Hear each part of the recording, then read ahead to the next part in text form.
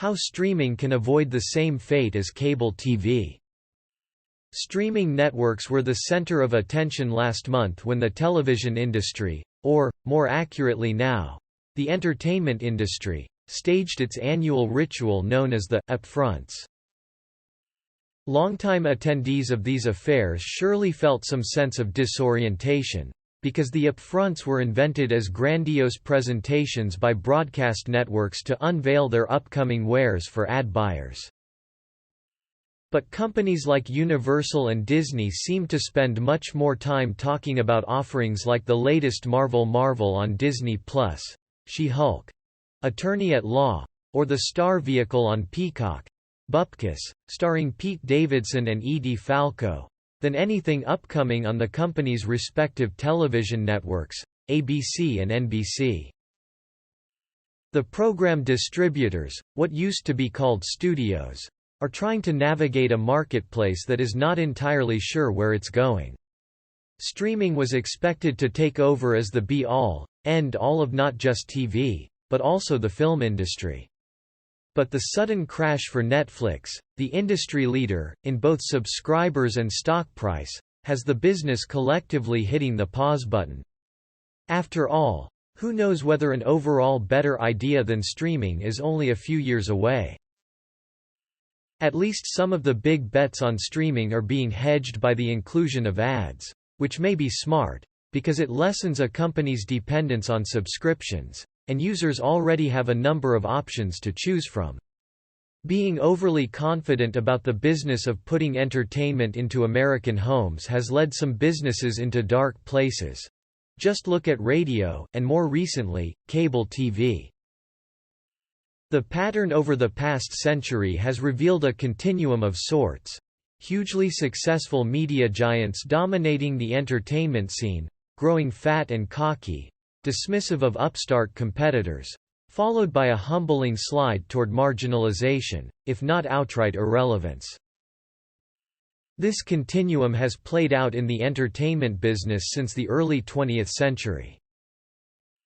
First, radio was so dominant that surely no one thought television could ever replace it.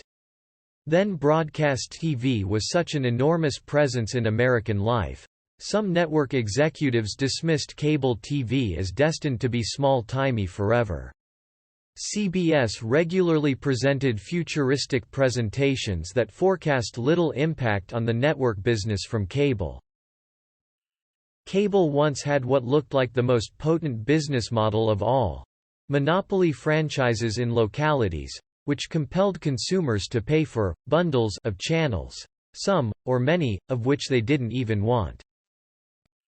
Then the lame service many cable systems offered became fodder for jokes and outrage. But what was ever going to come along to disrupt the happy cable party? Enter Netflix, which initially got the same treatment. How many people would pay big monthly fees for a library of repeats? Or an original show here and there? But very quickly Netflix had the shows, and the model, not just to threaten cable, but to revolutionize TV viewing. A vast array of video offerings. TV series of much shorter duration than network fare. Making every episode available at the same time for gorging at will, and without the pernicious interruption of commercials. A viewer could watch a whole series in a single day and never be bothered by somebody selling cornflakes. Netflix, of course, is now the acknowledged occupant of the Iron Throne of stream land.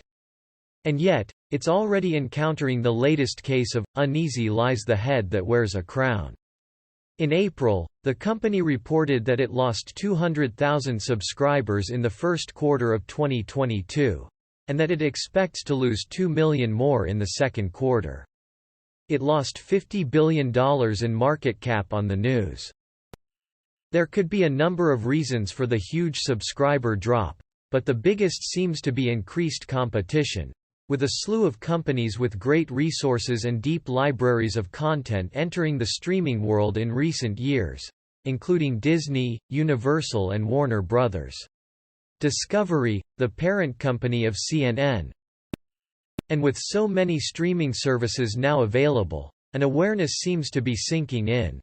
Are people really going to pay $10 a month or more indefinitely for an ever-increasing array of streamers? Netflix's subscriber loss could be a sign that they're not.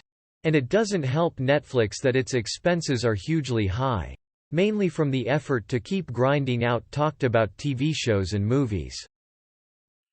Now that it has seen potential financial holes in that bountiful bucket of profits it has been enjoying, or at least has recognized that the bucket has sprung a major leak, Netflix, following in the footsteps of streaming competitors like Hulu and HBO Max, is reportedly exploring a new option for financial security. Or rather an old one, a really old one. The one that brought all those people together in Manhattan for the upfronts, ad dollars. Netflix is reportedly expected to begin offering lower-priced subscriptions for a separate tier of programming that will include, perish the thought, commercials. It's probably a sensible strategy. After all, in one form or other, it's worked before, for about 100 years.